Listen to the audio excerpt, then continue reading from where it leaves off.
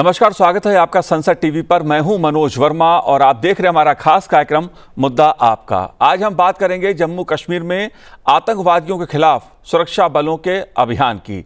इस मुद्दे पर बात करना इसलिए जरूरी है क्योंकि जम्मू कश्मीर के पहलगाम में आतंकी हमले के बाद से सुरक्षा बल लगातार आतंकियों को मार रहे हैं, उनका सफाया कर रहे हैं। पहलगाम में आतंकी हमले के बाद एक तरफ भारतीय सेनाओं ने ऑपरेशन सिंदूर के तहत सीमा पार पाकिस्तान स्थित आतंकवादी अड्डों पर हमला बोला और 100 से ज्यादा आतंकवादियों को मार गिराया। इस बीच आंतरिक स्तर पर भी सुरक्षा बल जम्मू कश्मीर में आतंकवादियों को सफाया करने में जुटे हैं। पहलगाम में आतंकी हमले के बाद सुरक्षा बलों ने 14 आतंकियों की हिट लिस्ट जारी की थी, जिसमें से 6 आतंकवादियों को सुरक्षा बल अब तक मार चुके हैं। भारतीय सुरक्षा बलों ने जम्मू कश्मीर में आतंकवाद के सफाई के लिए जो आक्रामक रणनीति अपनाई है, उसके क्या पहलू हैं, मुद्दा आपका में इस पर चर्चा करेंगे। चर्चा करने के लिए खास मेहमान मेरे साथ जुड़े हुए हैं। जम्मू कश्मीर पुलिस के पूर्व महानिदेशक एसपी वैद्य जी हमारे साथ जुड़े हैं। एसपी वैद्य जी, आपका स्वागत है संसद टीवी पर। साथ ही हम बात करेंगे सेवानिवृत्त लेफ्टिनेंट जनरल विनोद भाटिया जी से। विनोद जी, आपका भी स्वागत है संसद टीवी पर। विनोद भाटिया जी सैन्य अभियानों के पूर्व महानिदेशक रहे हैं। साथ ही हम बात करेंगे अनुराग शर्मा जी से, जो एसोसिएट फेलो हैं विवेकानंद इंटरनेशनल फाउंडेशन के। अनुराग जी, आपका भी स्वागत है संसद टीवी पर। शुरुआत एसपी वैद्य जी मैं आपसे करूंगा, क्योंकि मुद्दा जम्मू कश्मीर में आतंकवाद के सफाए का है और सेना और सुरक्षा बलों ने बीते 2 दिनों में जिस तरह से 6 आतंकवादियों को मार गिराया है, 14 की हिट लिस्ट बनाई है, क्या मायने हैं इसके, क्या संदेश है इसका? विनोद जी, मनोज जी नमस्कार। आपका और आपके दर्शकों का और मेरे को पैनलिस्ट अनुराग जी और जनरल भाटिया, विनोद भाटिया जी का। देखिए, भारत ने अब नीति अपनाई है कि टेररिज्म के साथ कोई कंप्रोमाइज नहीं, और चाहे वो पाकिस्तान में हो या अंदर हमारे अंदर जो लोग हैं, तो जो वहां के उनके अड्डे थे, उनके सेंटर से टेररिज्म के, चाहे वो लश्कर का हो, मुरीद के हो, या भावलपुर हो जैश का, या सियालकोट हो हिजबुल मुजाहिदीन का, उनको तो हिट किया और एक क्लियर मैसेज गया कि आप जहां मर्जी चले जाइए, आप हमसे बच नहीं सकते। और जो प्रधानमंत्री जी ने बहुत क्लियर कर दिया कि आपको जमीन के अंत तक मिट्टी में मिला देंगे, और वो भारत की सेनाओं ने करके दिखाया। और इंटेलिजेंस एजेंसीज और सेना ने वो हमारे जिस तरह से प्रिसीजन अटैक किए, मुझे लगता है एक बहुत क्लियर मैसेज चला गया। जो ये फील करते थे कि हम सेफ हैं, भावलपुर 100 किलोमीटर अंदर है बॉर्डर से, वहां अपने आप को ये सेफ समझते थे। अब भारत की जो आर्म्ड फोर्सेस की लॉन्ग आर्म है, इनको गले से वहां जाके पकड़ा और किस तरह से प्रिसीजन हिट की और इनको वहां खत्म किया। जो जैश ए मोहम्मद का चीफ था, किस तरह से बिलबिला कर रो रहा था, उसको पता चला कि दूसरों को तकलीफ देने वालों को, जो उनके जब परिवार को तुम मारते हो, उनको कितनी तकलीफ होती है। ये उसने खुद इसीलिए बोल रहा था कि मैं अजहर मसूद की इससे अच्छा होता मैं मर जाता जी। अब आप अंदर की बात करें तो अंदर देखिए, ये जो कश्मीर घाटी में और जम्मू प्रोविंस में जो भी इनका नंबर है, एक एस्टिमेट के मुताबिक 60 से 70 3-3 4-4 के ग्रुप में जम्मू में पहाड़ों में ऑपरेट कर रहे हैं, और इसी तरह कोई 80-90 या 100 जो भी इनका नंबर है, कश्मीर घाटी में ये ऑपरेट कर रहे हैं। तो इसमें इन सब का सफाया करना बहुत जरूरी है। अब हम जो हमारी रणनीति है उसके मुताबिक इनको किसी को यहाँ से वापस जाने देना कोई बनता नहीं है। इनको सबको बारी बारी टारगेट करना है। और इसमें जो अब 14 की लिस्ट निकाली थी, जो इनमें से मोस्ट वांटेड है, और उसमें से 2 एनकाउंटर, एक शोपियां में और एक त्राल में, पिछले 2 दिनों में 3 दिनों में हुआ है, और उसमें इन सब को एलिमिनेट किया गया। और मुझे विश्वास है जो बाकी 8 बचे हैं मोस्ट वांटेड में, उनके पीछे भी हमारा जो पुलिस, सिक्योरिटी फोर्सेस और आर्मी जो है वो जी पड़े हुए हैं, दोनों हाथ धो के उनके पीछे लगे हुए हैं। और सिर्फ ये है कि पिन पॉइंटेड इंफॉर्मेशन जहां जहां आती है गार्डन किया जाता है। और इनको, लेकिन कुछ जी लोग हालात की संजीदगी को समझ के वो क्या कर रहे हैं कि इन एरियाज जो बिल्ट अप एरिया है उसको अवॉइड कर रहे हैं, और जंगल या पहाड़ या उन केव्स में जहां छुपने जी के लिए। एसपी वैद जी, जी इसके और भी पहलू हैं, उन पे भी मैं चर्चा करूंगा क्योंकि बहुत महत्वपूर्ण मुद्दा है आतंकवाद का। और भारत की नीति रही है, भारत सरकार की नीति है, प्रधानमंत्री नरेंद्र मोदी ने स्पष्ट किया है कि आतंकवाद के मुद्दे पर जीरो टॉलरेंस की नीति को अपनाया जाएगा। सीमा के उस पार पाकिस्तान में आतंकवादियों के अड्डे हों, उनको भारत की सेना ने ध्वस्त किया है, नष्ट किया है। और अब आंतरिक स्तर पर जम्मू कश्मीर में सेना और सुरक्षा बल जो हैं वो आतंकवादियों के सफाये में जुटे हैं। इस मुद्दे पर गुरुवार को सेना और जम्मू कश्मीर पुलिस ने एक प्रेस कॉन्फ्रेंस की। आइए सुनते हैं उस प्रेस कॉन्फ्रेंस में सेना और जम्मू कश्मीर पुलिस के अधिकारियों ने क्या कहा। जब से पहलगाम अटैक हुआ है उसके बाद से हमने कई एरियाज को एक फोकस एरिया बनाया था, जिनको कि हम एक फोकस वे में टारगेट करेंगे। और जैसे हमें इंटेलिजेंस इनपुट्स आ रहे थे कि जो टेररिस्ट ग्रुप्स हैं वो अब बर्फ़ पिघलने के बाद जंगलों में हायर रीचेस में चले गए हैं। और इसको ध्यान में रखते हुए जो हायर रीचेस हैं, जो ऊंचे पहाड़ों में जो जंगल्स हैं, वहाँ पर हमारी डोमिनेशन पार्टीज कंटिन्यूसली डिप्लॉयड थी।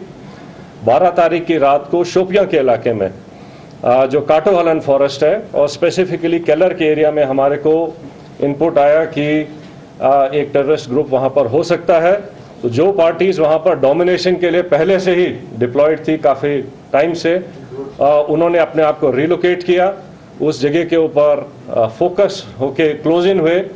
और सुबह के टाइम पे जब उनको वहाँ पर 13th की मॉर्निंग को जब एक सस्पिशियस मूवमेंट दिखाई दी तो पार्टीज़ ने क्लोज इन करके उनको चैलेंज किया।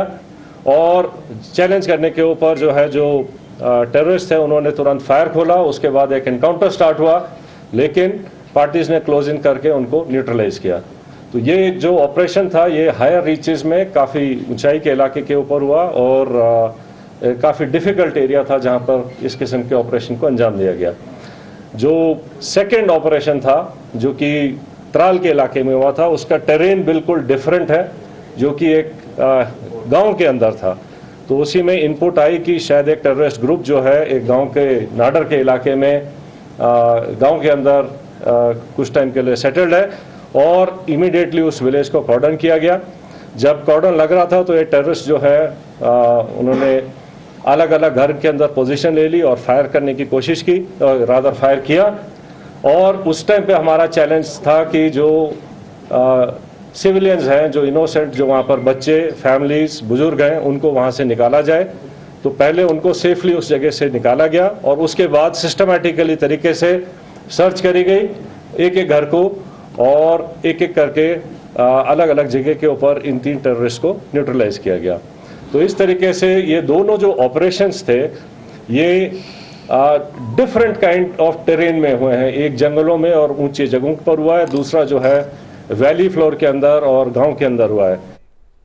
जाहिर सी बात है, पहलगांव के बाद जो भारतीय सुरक्षा बल हैं वो जम्मू कश्मीर में चुन चुनकर आतंकवादियों को मार रहे हैं। जाहिर सी बात है, इसका अपना एक संदेश है, अपना एक मैसेज है इसका, क्योंकि सेना और सुरक्षा बलों के बीच जो इस समय समन्वय है, तालमेल है, उसके परिणाम दिखाई देने लगे हैं। लेकिन मुद्दा आतंकवाद का है। सीमा के उस पार जो आतंकवादी अड्डे हैं उनको ध्वस्त करने का हो या सीमा के इस पार।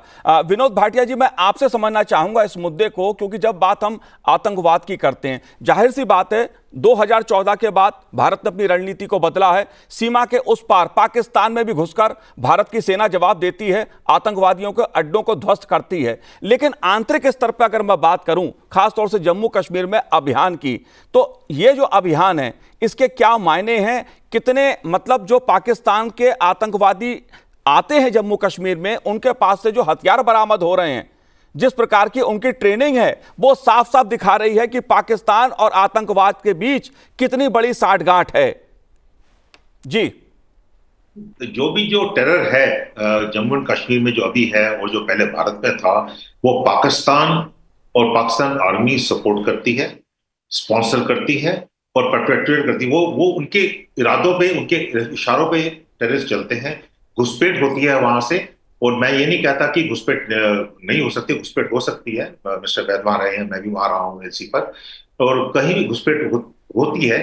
उसमें से क्या होता है कि अगर 5 अटेम्प्ट होते हैं, उसमें से एक आध सफल हो जाता है, तो पूरे हथियार वहां से आते हैं। क्योंकि देखिए, जम्मू एंड कश्मीर में तो वहां पर सेब होता है, वहां पर सैफरन होता है, तो ये हथियार वहां से आते हैं। तो पूरा जो सपोर्ट जो आता है जम्मू एंड कश्मीर का, ये 1990 से शुरू हुआ था। अगर आप अभी देखें, 2014 के बाद नहीं, मैं 2016 के बाद बोलूंगा, सब कुछ बदली हो गया।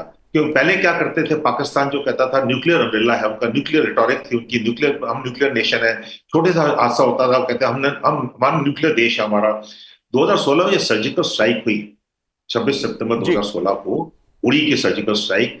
उसके बाद अगर आप देखें, जम्मू एंड कश्मीर के बाद बाहर कोई भी टेररिस्ट अटैक नहीं हुआ है। ठीक है, ये क्यों नहीं हुआ है? क्योंकि कॉस्ट हमने बढ़ा दी पाकिस्तान के ऊपर।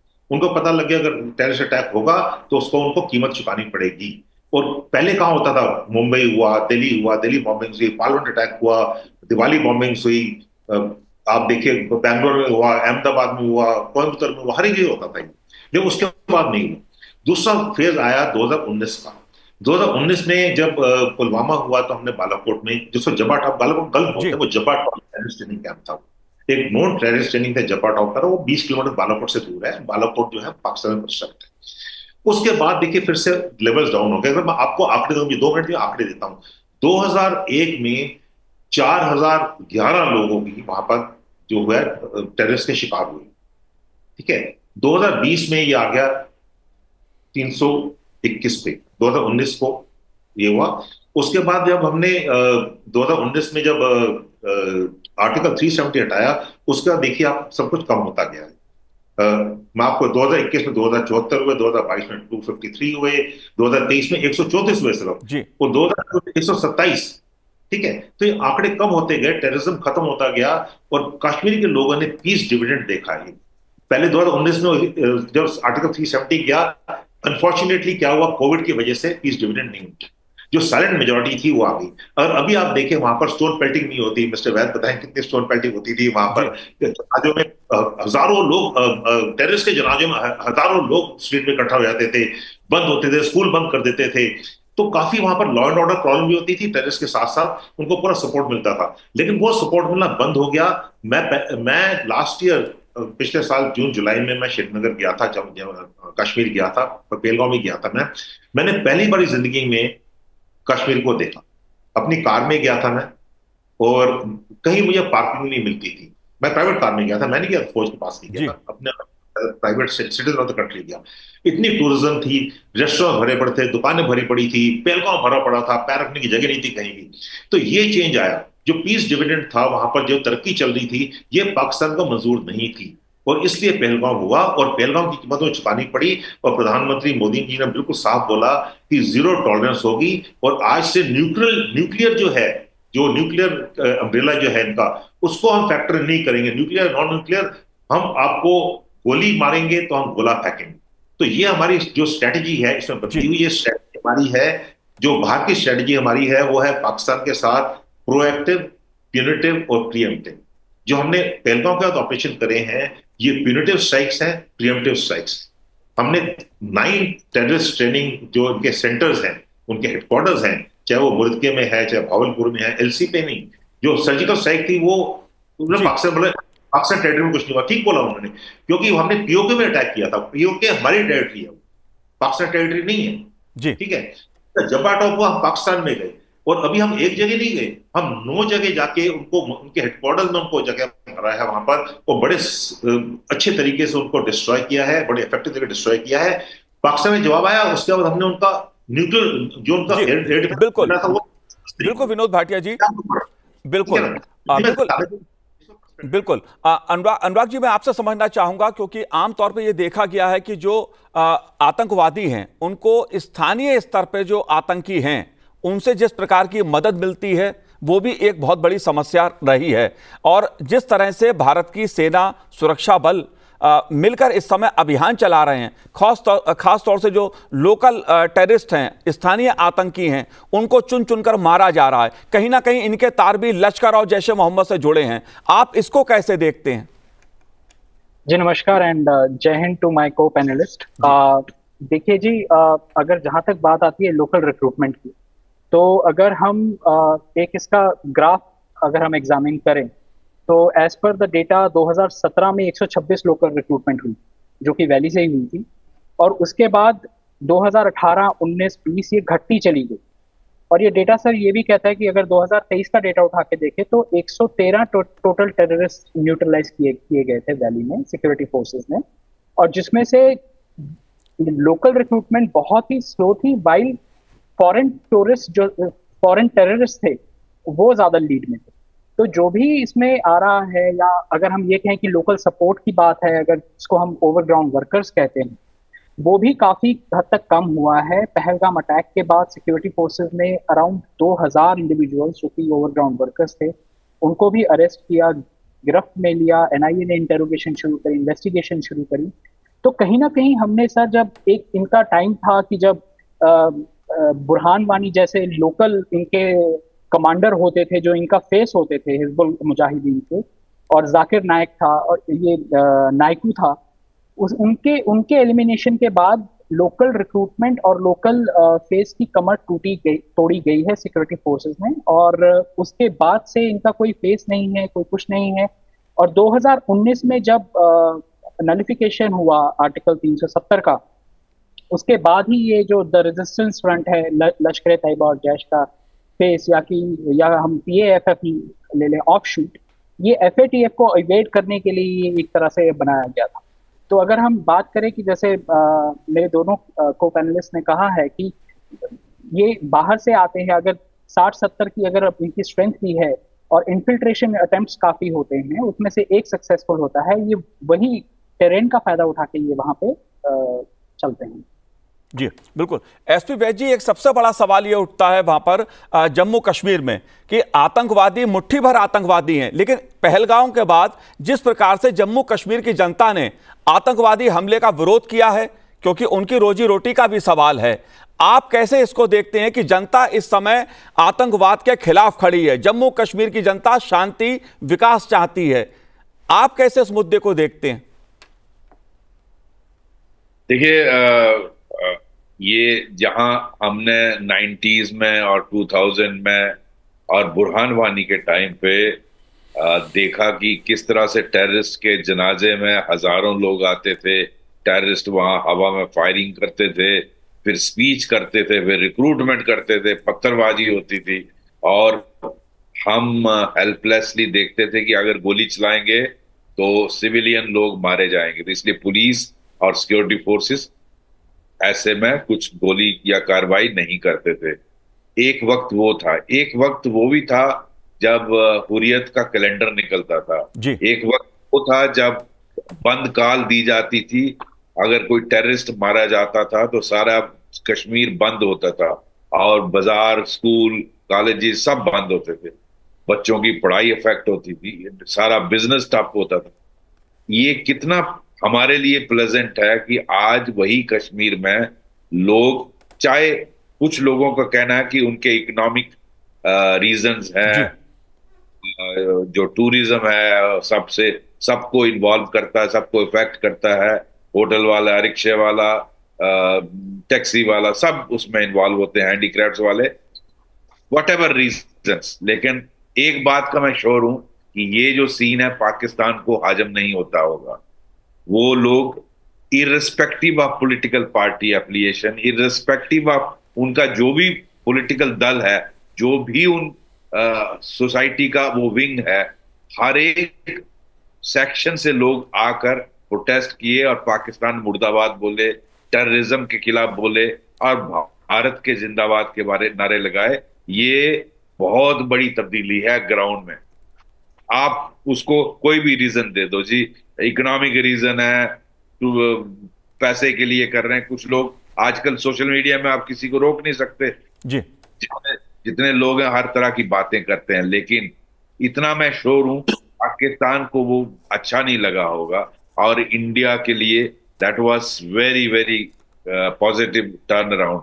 और मैंने ऐसा बहुत मुद्दत के बाद देखा कश्मीर गए, क्योंकि वहां ज्यादातर देखने में आता था टेररिस्ट की फेवर में हड़ताल जरूर होती थी, हुर्रियत के काल पे हड़ताल जरूर होती थी, लेकिन कभी इस तरह इनोसेंट किलिंग पर इस तरह का, अगर इस तरह का यूनिटी 90s में दिखाते तो शायद कश्मीरी पंडितों की माइग्रेशन नहीं होती। लेकिन उस वक्त लोग बिल्कुल बाहर नहीं निकले, जो मेजॉरिटी कम्युनिटी थी सबको, अगर खड़े इसी तरह खड़े होते तो आज ये 30 साल का जो हमने 35 साल का खून खराबा देखा ये शायद नहीं देखना पड़ता। लेकिन मैं यहाँ जरूर अब ऐड करना चाहूंगा, जो प्राइम मिनिस्टर साहब ने कहा कि any act of terror will be taken as act of war, वो बहुत बड़ा स्टेटमेंट जी। वो ये स्टेटमेंट है। एक तो उन्होंने कहा न्यूक्लियर, हम ये जो ब्लैकमेल है हम उसको नहीं मानेंगे, और ये जो उसकी आड़ में टेररिज्म चलाता था, मुझे लगता है जिसने भी जब पाकिस्तान के डीजीएमओ का फोन आया है तो हमारी शर्तों पे एग्रीमेंट हुआ है रोकने के लिए।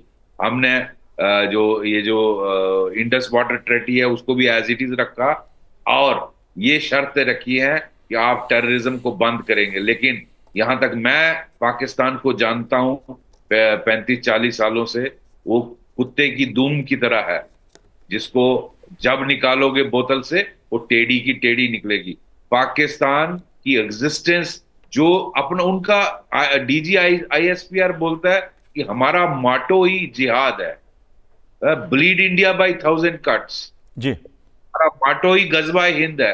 अगर आपकी आर्मी का ISI का यही माटो है तो आप कैसे उम्मीद कर सकते हो अनलेस दैट इज चेंज कि टेररिज्म बंद हो जाएगा। मुझे लगता है कुछ अरसे के लिए हमने कास्ट बढ़ाई है, लेकिन ये सीधे होने वाले नहीं है, ये फिर खुराफात करेंगे और हमको इनको हिट करना है। मुझे लगता है वार को रोकना बहुत मुश्किल है, एक आर पार होना हो ही जाएगा, वो कब होता है ये मुझे नहीं मालूम, क्योंकि ये सुधरने वाले नहीं है ये, और सब कुछ वहां की आर्मी और ISI चलाती है। हालांकि टेरर कैंप्स को हमने उड़ा दिया है, बट ये जब तक अपनी पॉलिसी को पूरी तरह ओवरटर्न नहीं करते, मुझे नॉर्मलसी के उम्मीद नहीं। बिल्कुल बिल्कुल बिल्कुल एसपी वैद्य जी। विनोद भाटिया जी, मैं आपसे समझना चाहूंगा इस मुद्दे को, क्योंकि जम्मू कश्मीर में शांति और विकास हो, आर्थिक दृष्टि से जम्मू कश्मीर आगे बढ़े, भारत सरकार का, जम्मू कश्मीर की जनता, सब लोग यही चाहते हैं, लेकिन पाकिस्तान आतंकवाद को छोड़ने को तैयार नहीं है। लगातार आतंकवादी घटनाओं को बढ़ावा देने की बात खुद उसके सेना के अधिकारी कहते हैं। ऐसे में भारत की जो रणनीति है आंतरिक स्तर पर कि जम्मू कश्मीर में आतंकवाद का सफाया, 14 की हिट लिस्ट, इस रणनीति को आप कैसे देखते हैं? देखिए, जो इन्होंने पहलगाम में किया वो बहुत बुरा है और उसका बदला हमको लेना पड़ेगा। हर एक आदमी जो उसमें इन्वॉल्व था, 14 का 14 को रेट्रीब्यूशन ऑप्स कहते हैं इसको, हम उनको न्यूट्रलाइज करेंगे ही। थोड़ा समय लगेगा, उसमें 6 हो गए ऑलरेडी, थोड़ा और लगेगा। और जो ओवरग्राउंड वर्कर्स हैं जिन्होंने इसको सपोर्ट किया है, जरूरी बात है ओवरग्राउंड वर्कर्स हैं वहां पर जिन्होंने सपोर्ट किया उसको, उनको भी हिरासत में ले लिया है। और एक जो इस बारी पहली बारी जैसे गुस्सा जो देखा कश्मीर के लोगों में पहलगाम के अगेंस्ट, वो एक नई चीज देखी गई है। जैसे पहले बताया 8 जुलाई 2008 को जब बुरहान वानी न्यूट्रलाइज किया था तो पूरा जम्मू एंड कश्मीर जो है वो कश्मीर पूरा बंद हो गया था, वहां पर पूरे रोड भर गए थे, इतने लोग थे वहां पर। लेकिन अभी देखिए, अभी एक टेररिस्ट मरता है, किसी को फर्क नहीं पड़ता वहां पर किसी। जो साइलेंट मेजोरिटी है वो 2019 के बाद धीरे धीरे वो प्रो अपने डेवलपमेंट के लिए प्रो इंडिया हो गई। जो साइलेंट मेजोरिटी थी उनको एक कॉन्फ्लिक्ट जोन में रहना बड़ा मुश्किल है। आप चुप रहेंगे तो आपको टेररिस्ट मारेगा, आप कुछ करेंगे तो आपको आर्मी पीछे पड़ जाती है उसकी। तो उनको बड़ा हमें सोचना समझना पड़ेगा। इसलिए मैं सोचता हूं कि हमें जम्मू एंड कश्मीर में, खासतौर से कश्मीर में एक स्ट्रेटजी बनानी पड़ेगी, जहां पर एक तो हम जो टेररिस्ट जो बाहर के हैं, जो पाकिस्तान से आए हैं, उनको न्यूट्रलाइज करें। दूसरा, अपनी जो रिक्रूटमेंट है उसको कम से कम रखें।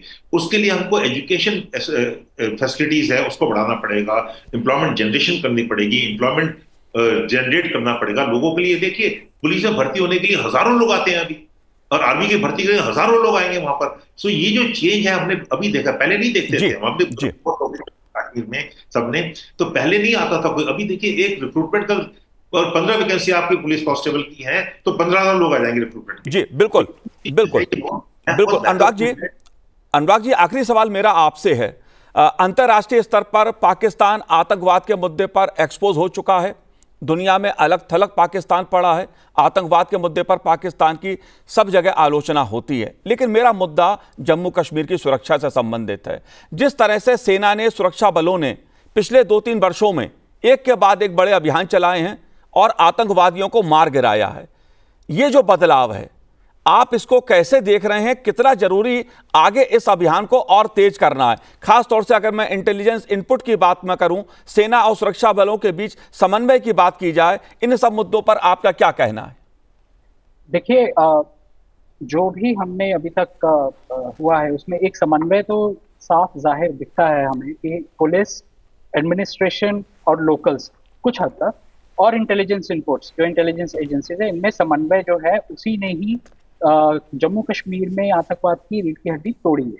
लेकिन अगर हमें इसे आगे अग्रसर देखा जाए कि हमें टेररिज्म या टेररिस्ट की जो कम्युनिकेशन चैनल्स हैं, या जो उनके बात या एक मैसेज कन्वे करने का जो जरिया है, अगर उसको भी हम ब्रेकअप करें, क्योंकि अगर आप पहलगाम अटैक का एग्जाम्पल लें, उदाहरण लें, हमारी इंटेलिजेंस ने इंटरसेप्ट किया था कि एक डायरेक्ट कम्युनिकेशन बिटवीन अटैकर्स और उनके हैंडलर्स जो मुजफ्फराबाद और कराची में हैं, उनके बीच में ये इनक्रिप्टेड मैसेजेस एक्सचेंज हो रहे थे। तो अगर, और हमने ये भी देखा है कि सर उनके पास हाई ग्रेड मिलिट्री वेपन्स भी आते हैं, अवेलेबल हो जाते हैं, एक एडवांस कम्युनिकेशन टूल्स भी हैं, विच तो हमें ये इंडिकेट कर रहा है कि ये जो हाइब्रिड टेररिस्ट, अगर हम इनका नाम दिया जाए, हाइब्रिड टेररिस्ट हैं, ये एडवांस्ड हैं, और हमारी जो रणनीति है कि zero policy against terrorism and on terrorist, जी वो बिल्कुल, ही एक हमें अग्रसर लेकर जाएगी। जी बिल्कुल अनुराग जी, और ये भारत ने करके भी दिखा रहा है लगातार। भारत की सेना